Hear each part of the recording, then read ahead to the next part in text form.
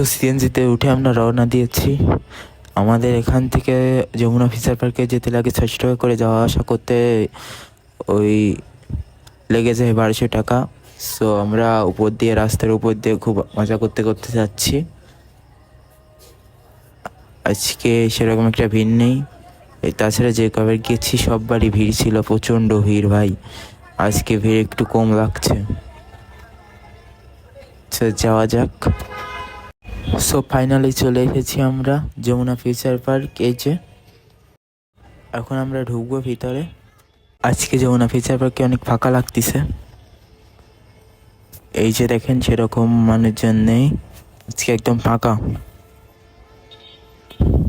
আমি ভিডিও করতে করতে ঢুকতেছি ভিতরে।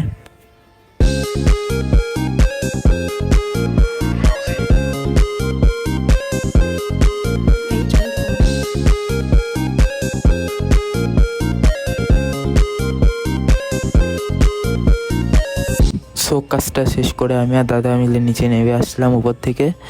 সো এখন যাবো একটি কোরিয়ান ট্যুরে। সো আমি একটি শর্ট ভিডিও বানিয়ে নিলাম রিলস পোস্ট করার জন্য। সো এখন যাচ্ছি কোরিয়ান স্টোরে যাওয়ার কারণ, আমার ভাগিনীর জন্য একটি দাদা পুতুল নেবে।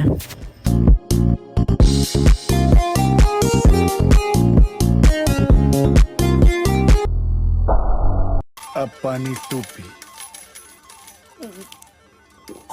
और पी।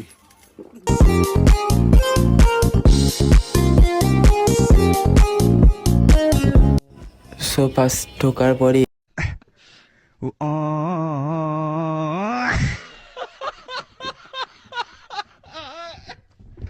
এই নরম জিনিসটা খুব পছন্দ হলো ফাইবারের, বাট একটা সমস্যা ছিল, এটা মুখে দিলে ফেটে যাবে। ও মুখে দেয় যেহেতু, সেই জন্য একটা ভালো জিনিস নিতে হবে। এই জন্য আমরা ঢুকে পড়লাম ভিতরে। ঢুকে দেখছিলাম কি নেওয়া যায়। এরকম ভিডিও আরো দেখার জন্য অনেক জিনিস ছিল, প্রচুর প্রচুর আইটেম ছিল ওখানে, শেষই করা যাবে না আপনাদের দেখিয়ে। দেখছিলাম